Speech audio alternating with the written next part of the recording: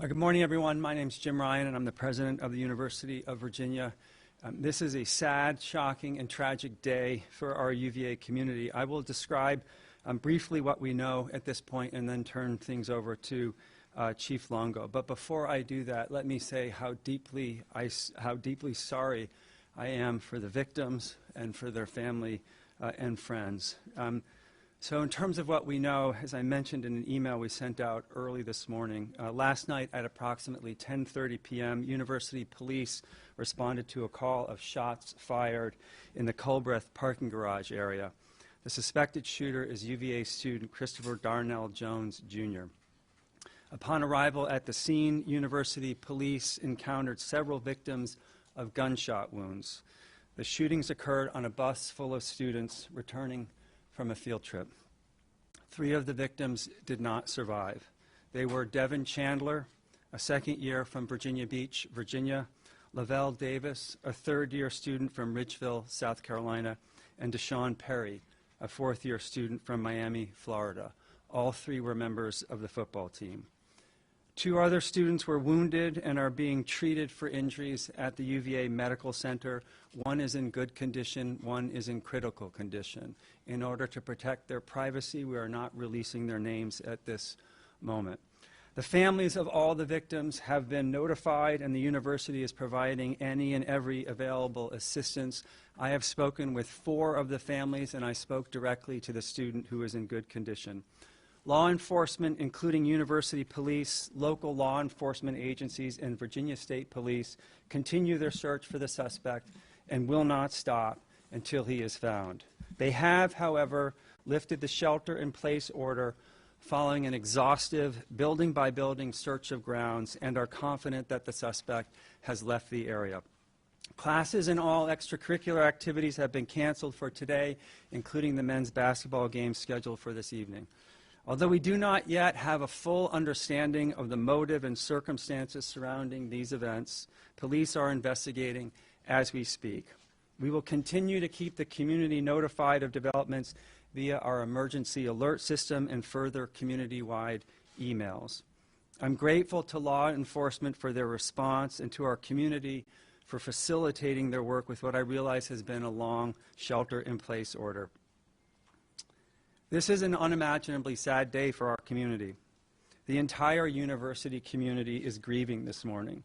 My heart is broken for the victims and their families and for all those who knew and loved them, and they are all in my prayers. As I've said before, when I see our students, I see my own kids. And I cannot imagine anything worse for a parent than to lose a child. Please know we will do everything we can to honor their lives, and will come together soon as a community to mourn these losses. In the meantime, if you need help, especially our students, please don't hesitate to reach out to the resources listed in the email I sent early this morning. And please reach out to each other and lend each other an ear and a shoulder, even if virtually. This is an extraordinarily difficult day for our community, and we need to comfort and support each other and those closest to the victims of this horrendous shooting. Thank you, and now I'd like to turn it over to Chief Longo.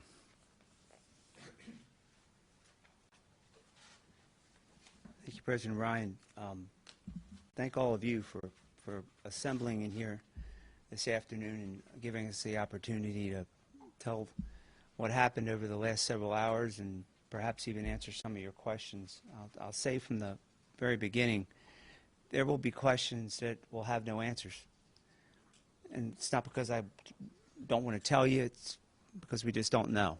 So I hope you'll be patient with that and trust that when we do know, you'll know. This has been an incredibly long evening, very tragic circumstances for our university community, for the city of Charlottesville, the county of Albemarle, the Commonwealth.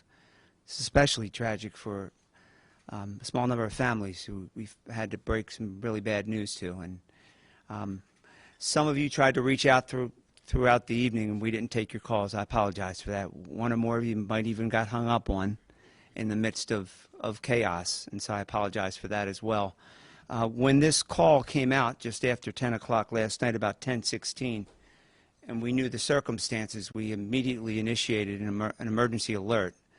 Everyone with a UVA email address and a cell phone number that we have access to gets that alert, and that alert is sent out by our Office of Emergency Management. It's updated every 15 minutes, which is as much information as we can provide. And since 10/16 up until just about 30 minutes ago, our students were sheltered where they were, and more than 500 of them were sheltered in buildings throughout grounds, studying in libraries, classrooms, and other places. And they've cooperated with the directive that they received, and we're very grateful for that as well. And fortunately, we've been able to lift that alert. As President Ryan mentioned, we, thanks to the partnership of our City of Charlottesville partners, County of Albemarle, the Virginia State Police, our federal partners, the ATF, the FBI, the U.S. Marshal Service, a host of law enforcement officers who came to us to help secure a scene, search for evidence, process that scene for evidence, and now secure our grounds. While we did the exhaustive search to the very best of our abilities, we're reasonably confident that the person responsible for this tragedy is not on our grounds. But make no mistake about it, we will find him wherever he is and bring the resources of every federal law enforcement agency in this nation who has the capacity and the ability to look for him beyond our boundaries. And if he's in the Commonwealth of Virginia, the people that are standing behind me will engage in that search as well.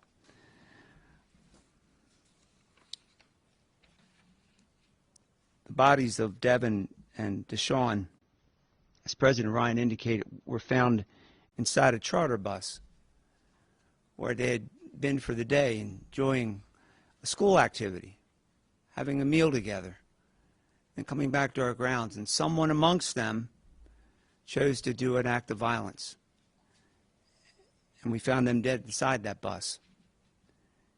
And for hours, we had to process a crime scene. And I know I don't have to tell you how difficult that is for a family to not know, to see email chatter and social media. And boy, we did our best to try to keep up with that, to let people know what we knew and what we were trying to do. And hopefully now that we've caught up, we'll be able to continue to share that message to the many families across this world that have young people here at our university, to let them know that their young people are okay and that there will be people here for many days to take care of them. This strong law enforcement presence that you've probably seen on our grounds for the last several hours, represented by the agencies behind me, will stay here until we're reasonably comfortable that this person is in custody. Well, in addition to our local, state, and federal partners, but the talents and the skills of our colleagues in the medical center who have been with us throughout this journey and will remain with us for the 2 students that we have there seeking treatment. We deeply appreciate their efforts as well. We've secured arrest warrants for Mr. Jones. We've charged him with 3 counts of second-degree murder, and we charged him with 3 counts of using a handgun in the commission of a felony. Those facts and circumstances were reviewed by a judicial officer, and those are the charges that were proffered. There comes a point in time that those charges need to be amended, and certain facts and circumstances arise that will cause us to do that. We'll do that. But we'll do that through the advice and counsel of our Commonwealth's attorney, and to the extent federal law applies, the Office of the United States Attorney for the Western District. Mr. Kavanaugh is present here today. I want to give you a description of Mr. Jones. He is described as a black male. He was born on November the 19th, 1999. When he was last seen on our grounds, he was wearing a burgundy jacket, blue jeans, and red shoes. We believe he's driving a black SUV, Virginia registration. T as in Tango, W as in Whiskey, X as in X-ray, 3580. TWX 3580. We implore anyone who's on our highways and byways who should see that vehicle bearing that tag to call 911 immediately and report his whereabouts. Try to keep that vehicle in sight. We believe perhaps that Mr. Jones remains armed and he's to be considered dangerous and treated accordingly. I I want to share some information with you because I want to be transparent with you. I want you to know what I know to the extent I can share that information this afternoon. Mr. Jones came to the attention of the University of Virginia's threat assessment team in the fall of 2022. In fact, in September of 2022, our Office of Student Affairs reported to the multidisciplinary threat assessment team that Mr. Jones, they received information that Mr. Jones had made a comment about possessing a gun to a person that was unaffiliated with the university. In other words, a third party. That reporting person, again, unaffiliated with the university, to the best of our knowledge, never saw the gun. The comment about Mr. Jones owning a gun was not made in conjunction with any threats. The Office of Student Affairs followed up with the reporting person and made efforts to contact Mr. Jones. In fact, they followed up with Mr. Jones' roommate, who did not report seeing the presence of a weapon. Pardon me.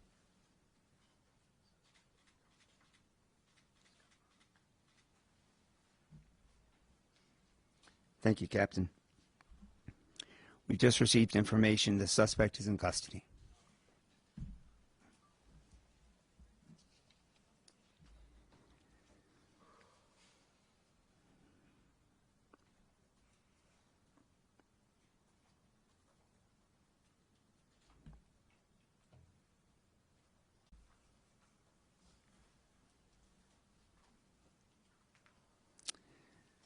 Just need a moment to thank God. Breathe a sigh of relief. Mr. Jones also had come to the attention of our threat assessment team because he was involved in a hazing investigation of some sort. I don't know the facts and circumstances of that investigation. I know that it was eventually closed due to witnesses that would not cooperate with the process. But through the course of the threat assessment team's investigation, we learned of a prior criminal incident involving a concealed weapon violation that occurred outside the city of Charlottesville in February of 2021. What's interesting about that case is he's required as a student at the University of Virginia to report that, and he never did. And so the university has taken appropriate administrative charges through the university's Judiciary Council, and that matter is still pending adjudication. I thought it important to share that information with you, to let you know that he had been called to our attention, and to answer any questions you might have about that. I want you to hear that. I want you to hear that from me, not hear it from someone else. So I'll stop there, and we'll take any questions that you might have. I'll call him out. We have time for a couple questions, Measure.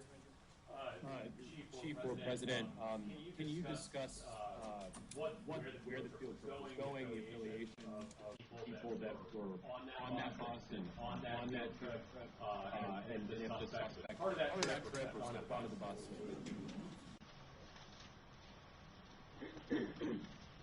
Thank you for the question. The information we have at this time is that the field trip was associated with a class, and the individuals that have been named were part of that trip to see a play. That is, to see a play associated with the class. So it was a class field trip. Was the suspect in that class? I do not have those details. Do you know what class it was? I do not. I'm sorry? I do not. We're seeking out all of that information. As you can imagine, the students are quite traumatized by the tragic events. Was the play in Washington, D.C.? I do not have the exact location. We are finalizing all of that. The three victims who died were football players. So the play was in Washington, D.C. Yeah. Where and how was the suspect apprehended? I have not been shared that information yet, and it will come a point in time when we will share that information, I'm sure, but now is not the most appropriate time.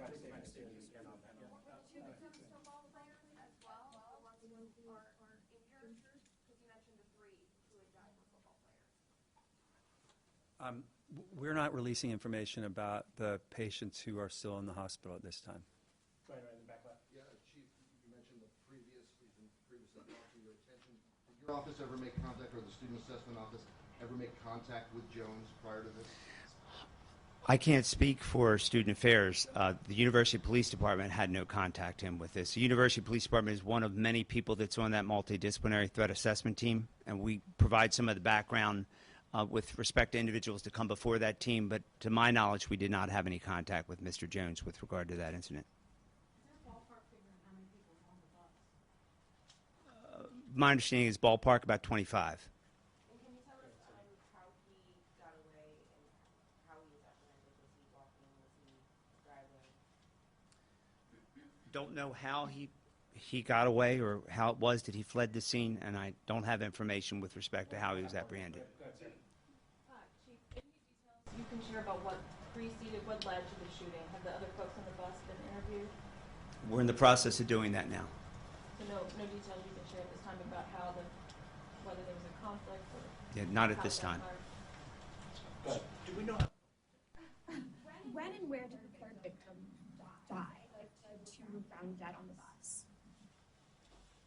Third victim was transported to the medical center and died there. Do we know Mr. Jones's status? At one point, he was on the football team. He was still a student here as of this morning. Is he still affiliated with the football team? He was still a student, but to my knowledge, he was no longer on the football team and hadn't been on the team for over a year. Are you able to release the two individuals? The two other victims were students.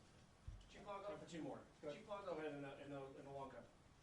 Did the students know at all the suspect prior to this? Was there a relationship?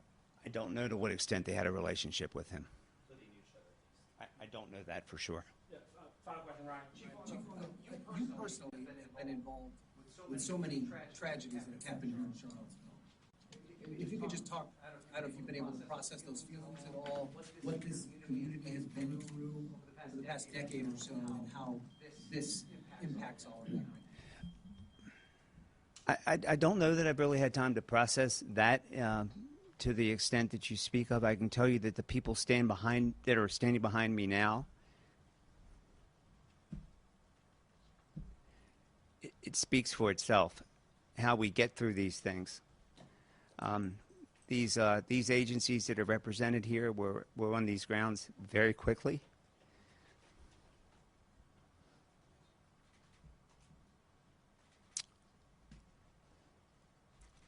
I'll try to do better next time.